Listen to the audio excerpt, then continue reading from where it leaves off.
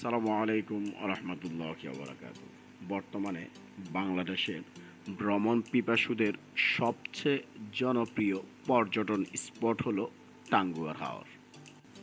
প্রায় ১২৬ বর্গ কিলোমিটার জুড়ে অবস্থিত এই হাওর বাংলাদেশের দ্বিতীয় বৃহত্তম মিঠা পানির জলাভূমি, যেখানে ২ দিন ১ রাত আপনি কাটাবেন হাউস বোটে। আর হাউস বোট আপনাকে নিয়ে ঘুরে বেড়াবে হাওরের বিভিন্ন স্থানে।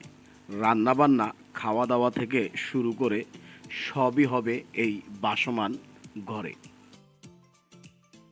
জনপ্রতি মাত্র ৫,০০০ টাকা খরচ করে চাইলে আপনিও ঘুরে আসতে পারেন টাঙ্গুয়ার হাওরে।